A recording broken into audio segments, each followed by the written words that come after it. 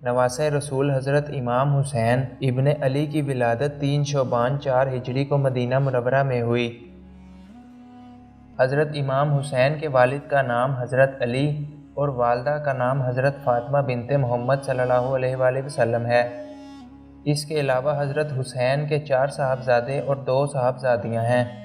آپ کے صاحبزادوں کا نام علی زین العابدین، علی اکبر، علی اصغر اور جعفر ابن حسین ہے، جبکہ آپ کی صاحبزادیاں حضرت سیدہ بی بی سکینہ اور حضرت سیدہ فاطمہ الصغریٰ ہیں۔ جب اللہ تعالیٰ نے اس کائنات کو بنانے کے بعد حضرت آدم علیہ السلام کی تخلیق کی تو حضرت آدم علیہ السلام کا مٹی سے پتلا بنایا اور اس کے بعد اس پتلے میں روح پھونک دی۔ حضرت آدم علیہ السلام نے زندہ ہونے کے بعد جب اللہ تعالیٰ کے عرش کی طرف دیکھا تو وہاں 5 ناموں کو لکھا ہوا پایا، اور ان 5 ناموں میں سے ایک نام حضرت حسین کا بھی تھا۔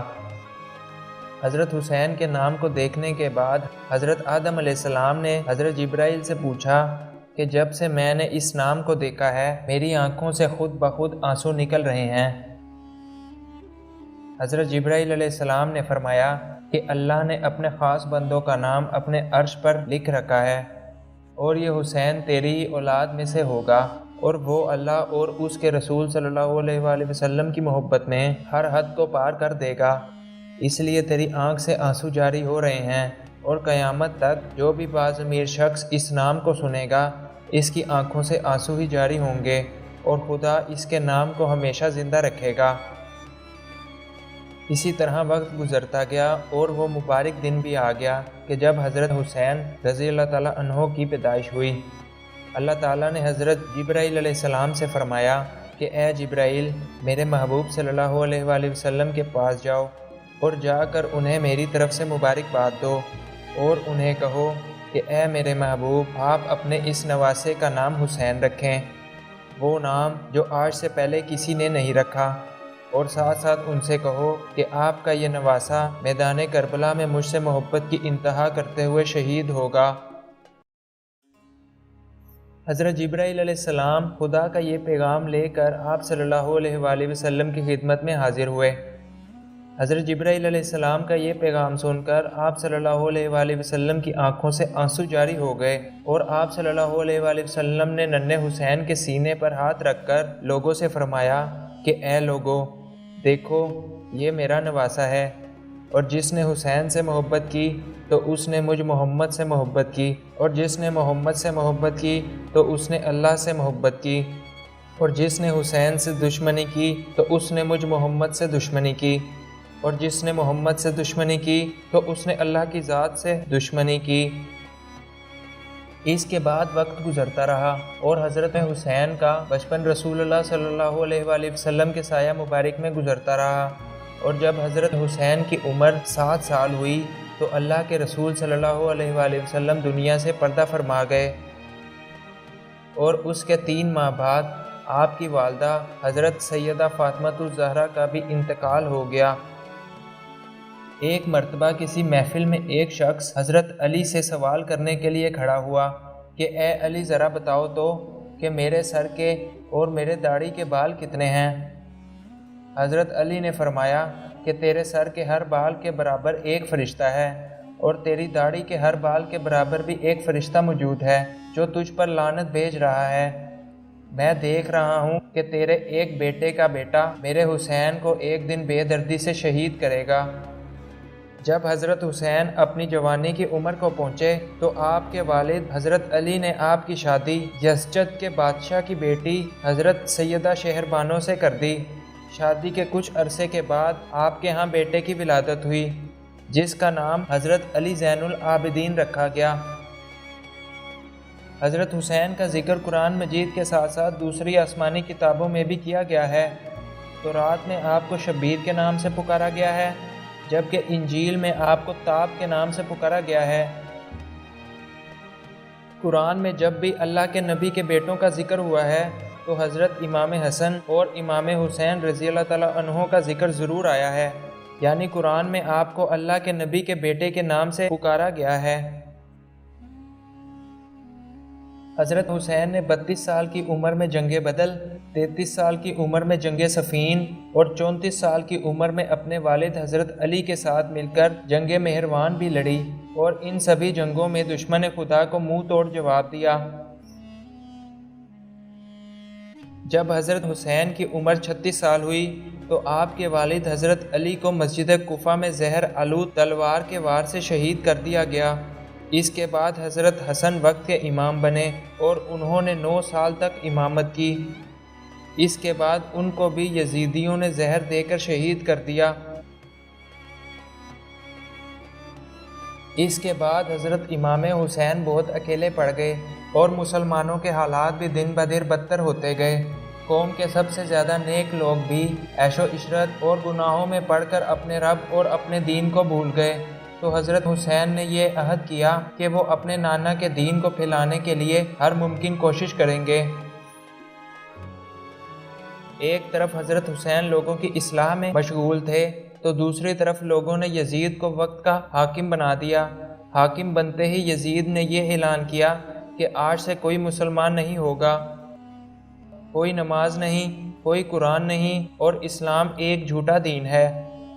आज के बाद वही दीन और वही कुरान होगा जो मैं कहूँगा, और अगर किसी ने मेरी मुखालफत करने की कोशिश की तो मैं उसको इस सफ़े हस्ती से ही मिटा दूँगा। यजीद के इस ऐलान के बाद बहुत से लोग कि जिनमें कई मुसलमान भी शामिल थे, यजीद के डर और ऐशो इशरत को देखते हुए उसकी तरफ हो गए। जब मुसलमानों ने यह देखा कि हमारा दीन ख़तरे में है तो उन्होंने हज़रत हुसैन से रुजू करके उनको सारा माजरा बताया और कहा कि हम यजीद से जंग में हर हाल में आपके साथ मौजूद हैं। जब यजीद को पता चला कि मुसलमान हज़रत हुसैन के साथ मिलकर उसे ख़त्म करना चाहते हैं तो यजीद ने मदीने के गवर्नर को ख़त लिखा कि वो हज़रत हुसैन से मेरी बेत लें और अगर हुसैन मना करें तो उनको कत्ल कर दें। मदीने के गवर्नर ने जब यजीद का पैगाम हज़रत हुसैन तक पहुंचाया तो हज़रत हुसैन ने फरमाया कि ए गवर्नर, तू मुझे देख, क्या तू मुझे नहीं जानता और यजीद की करतूतों को नहीं पहचानता? अगर मुझ जैसा इमाम वक्त ही यजीद की बैत कर लेगा तो हक़ तो बातिल के आगे झुक जाएगा, और अगर मैंने बैत कर ली तो मेरे नाना की उम्मत भी बैत कर लेगी, और मेरी इस बैत की वजह से हक़ क़यामत तक बातिल के आगे झुक जाएगा। हज़रत हुसैन के इस इनकार के बाद मदीने में मौजूद यजीद के साथी हज़रत हुसैन की जान के दुश्मन बन गए। हज़रत हुसैन इन लोगों से तंग आकर मदीने से हिजरत करके मक्का चले आए। मक्का पहुंचने के बाद हज़रत हुसैन मुसलमानों के दीन की इस्लाह में लग गए। इसके बाद कूफा के कुछ लोगों ने हज़रत हुसैन को ख़त लिखा कि वो लोग भी आपके हाथ पर बैत करना चाहते हैं और आपके साथ मिलकर यजीद के साथ जंग करना चाहते हैं, और आप मक्का को छोड़कर हमारे पास यहाँ कूफा चले आएँ। वहाँ यजीद ये मंसूबा बना रहा था कि हम लोग मदीना में ही हज़रत हुसैन को कत्ल कर देंगे और काबा की ताज़ीम करके मुसलमानों का जीना तंग कर देंगे ताकि ज़्यादा से ज़्यादा मुसलमान यजीद के हाथ पर बैत कर सकें, और जो कोई यजीद की मुखालफत करेगा उसका हाल भी वही होगा जो हज़रत हुसैन का होगा। जब हज़रत हुसैन को पता चला कि यजीद और उसके फ़ौजी काबे की हुर्मत के लिए मक्का मुकरमा की तरफ आ रहे हैं तो हज़रत हुसैन ने अपने साथियों के हमराह अपना घर बार छोड़कर कूफा की तरफ रवानगी का फ़ैसला किया। मक्का से कूफा तक के सफ़र के दौरान हज़रत हुसैन 18 जगहों पर रुके और हर मुकाम पर लोगों को यजीद से मुतालिक ख़बरदार करते रहे कि यजीद तुम्हें और तुम्हारे दीन को ख़त्म करना चाहता है, और उनको साबित कदम रहने की तलकीन की।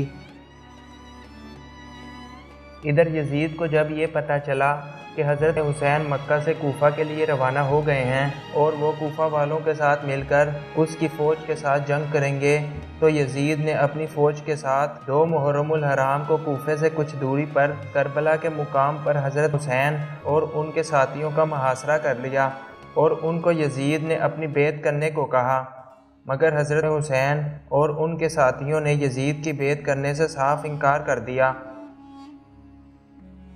इसी तरह कुछ रोज़ गुजर गए اور یزید کی فوج کے ظلم و ستم حضرت امام حسین اور ان کے ساتھیوں پر دن بدن بڑھنے لگے۔ جب یزید کی فوج نے یہ دیکھا کہ ہم ہزاروں کی تعداد میں ہیں اور حسین صرف اپنے کچھ ساتھیوں کے ہمراہ ہے، اس کے باوجود حسین ہماری کوئی بات پر عمل کرنے کو تیار نہیں، تو یزید کی فوج نے حضرت حسین اور ان کے ساتھیوں پر نہر فرات کا پانی بند کر دیا۔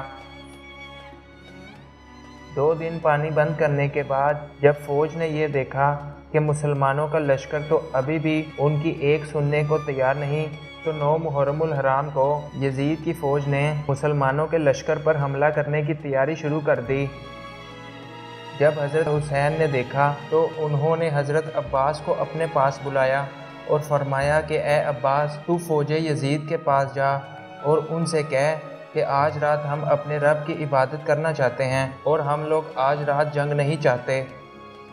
حضرت عباس یہ پیغام لے کر یزیدی فوج کے سپہ سالار شیمر کے پاس گئے۔ شیمر نے یہ پیغام سن کر کہا کہ حسین سے کہو کہ اپنے رب کی عبادت کے ساتھ ساتھ آج رات یزید سے بیعت کا بھی سوچے، کیونکہ تمہارے پاس صرف آج رات کا ہی وقت ہے۔ 9 محرم الحرام کی رات حضرت حسین اپنے ساتھیوں کو جمع کر کے ان سے کہنے لگے کہ اے لوگوں، یزید صرف میرے خون کا پیاسا ہے اور وہ تمہیں کچھ نہیں کہے گا۔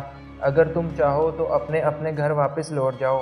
خدا کی قسم، میں تمہاری جنت کا ضامن ہوں اور میں تمہیں قیامت کے دن شہادت کا درجہ لے کر دوں گا۔ لیکن سب لوگوں نے حضرت حسین سے وفا کا وعدہ کیا۔ اس کے بعد 10 محرم الحرام کا بھی دن آ پہنچا تو نماز فجر میں ہی یزید کی فوج نے مسلمانوں پر حملہ کر دیا۔ اس حملے کے نتیجے میں بہت سے مسلمان اور حضرت حسین کے صاحبزادے شہید ہو گئے۔ جب حضرت حسین نے یہ دیکھا کہ ان کے سارے ساتھی اور ان کے صاحبزادے بھی شہادت کا درجہ حاصل کر چکے ہیں، تو وہ خود اکیلے ہی یزید کی فوج کے پاس جا کر کھڑے ہو گئے اور کہنے لگے، اے میرے نانا کی امت، کیا تم مجھے نہیں جانتے کہ میں کون ہوں؟ میں وہ ہوں کہ جس نے بچپن رسول اللہ کے ساتھ گزارا۔ میں وہ ہوں کہ جو منبر پر اپنے نانا کی گود میں بیٹھا کرتا تھا۔ میں وہ ہوں کہ جو نماز میں رسول اللہ کے کندھوں پر سوار ہوا کرتا تھا۔ میں وہ ہوں کہ جس کے بارے میں میرے نانا نے فرمایا کہ حسین مجھ سے ہے اور میں حسین سے۔ جس نے حسین سے جنگ کی تو اس نے مجھ محمد سے جنگ کی، اور جس نے محمد سے جنگ کی تو اس نے اللہ سے جنگ کی۔ اے مسلمانوں، تم اس یزید کا ساتھ کیوں دے رہے ہو جو تمہارا اور تمہارے دین کا دشمن ہے؟ میں حسین اس کے علاوہ کچھ نہیں چاہتا کہ تم لوگ ایک اللہ کے دین پر چلو۔ حضرت حسین کی یہ باتیں سن کر جب شیمر نے دیکھا کہ حسین ابھی بھی لوگوں کی اصلاح کرنے میں ہی لگا ہوا ہے، تو اس نے فوج کو حکم دیا کہ جاؤ اور حسین کا سر لا کر دو۔ اب کربلا کے میدان میں ایک طرف 40,000 کا لشکر تھا اور دوسری طرف گھوڑے پہ بیٹھا ہوا اکیلا حسین۔ حضرت حسین یزید کی فوج پر اکیلے ہی ٹوٹ پڑے اور کئی یزیدیوں کو جہنم واصل کر دیا۔ یزیدی فوج ایک اکیلے شخص کی اس طرح بہادری دیکھ کر ڈر گئی اور یہاں وہاں بھاگنے لگی۔ جب شیمر نے اپنی فوج کا یہ حال دیکھا تو اس نے تیر اندازوں کو حکم دیا کہ اب حسین پر دور سے ہی تیر برساؤ۔ حضرت حسین تیروں کے لگنے سے کافی زخمی ہو گئے اور وہ اپنے گھوڑے پر سے 113 تیروں کے ساتھ زمین پر گر پڑے۔ زمین پر گرنے کے بعد حضرت حسین نے اپنا سر سجدے میں رکھ دیا اور فرمایا کہ اے اللہ، تیرا شکر ہے کہ تو نے میری اس قربانی کو قبول کر لیا۔ اس کے بعد شیمر آگے بڑھا اور حضرت حسین کی گردن مبارک پر تلوار کے وار سے آپ کے سر مبارک کو تن سے جدا کر دیا۔ جس حسین کی عظمت خدا نے اپنے قرآن میں اور اس کے رسول صلی اللہ علیہ وآلہ وسلم نے اپنی حدیثوں میں بیان کی، کچھ مسلمانوں نے اسی حسین کی عظمت کو کربلا کی زمین پر پامال کر دیا۔ دوستو، حضرت حسین کی قربانی ہمیں ہمیشہ ثابت قدم رہنے کا سبق دیتی ہے۔ اللہ تعالیٰ نے جو پیغام پہنچانے کے لیے 1,24,000 نبیوں اور پیغمبروں کو اس دنیا میں بھیجا، اسی پیغام اور اسی دین کی سربلندی اور اس کی حفاظت کی خاطر حضرت حسین نے اپنا گھر بار، اپنا شہر، اپنا خاندان اور یہاں تک کہ اپنی جان کی بھی ذرا برابر پرواہ نہ کی، اور اس دین کو اور اپنے نانا کو کبھی جھکنے نہیں دیا۔ مجھے امید ہے کہ آج کی یہ ویڈیو آپ کو پسند آئی ہوگی اور اس سے آپ کو بہت کچھ نیا جاننے کو ملا ہوگا۔ اگر آپ کو یہ ویڈیو پسند آئی تو اس کو لائک کیجئے اور مزید اس طرح کی ویڈیوز کے لیے اس چینل کو سبسکرائب کیجئے۔ اب میں آپ سے ملوں گا ایک اور نئی انٹرسٹنگ ویڈیو میں۔ Thanks for watching this video. اللہ حافظ۔